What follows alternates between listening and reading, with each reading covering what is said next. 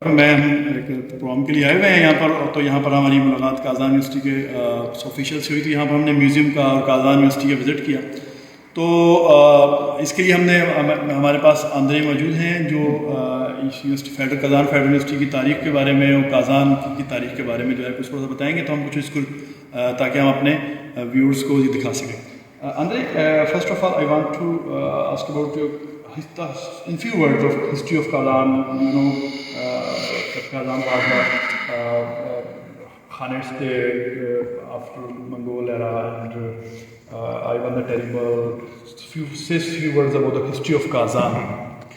Kazan is a very important place in the history of Russia because Kazan is located on Volga, one of the main important river in our country, because we had a lot of trade links here in Kazan. But during Mongolian period, after the Mongolian period, Kazan became very raised, and he was the capital of Kazan Khanate in the 15th and first half of 16th century.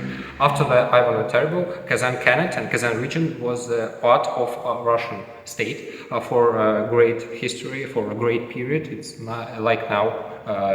Tatarstan is also the part of Russian Federation, but in the Soviet times, in the beginning of 20th century, Kazan was one of the center of national directions and national groups in Russian Federation, in Russian Federation to the Russian Republic.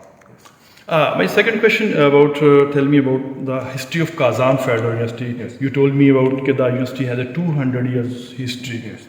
Our university was created on 5th of November in 1804 by Emperor Alexander I, and we have a really great history because we had a lot of important professors, and how my colleagues told that Russian science and history of Russian science is really connected with the history of Kazan University, because all of our professors was one of the important part of Russian science for different periods of our country, for our history. Because in 19th century, one of the greatest discoveries was the creation of and opening a new chemical element, aniline, 44 element in periodical table of Mendeleev, and creation of organic chemistry.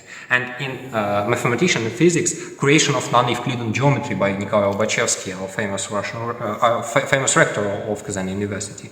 But in 20th century, in Soviet times, we had a lot of great discoveries too, and one of the important part of the history of our university in Soviet times was the Second World War, when academicians came here, a lot of academicians, and their researchers was the base for the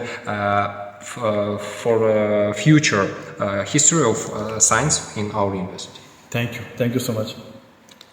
Fun.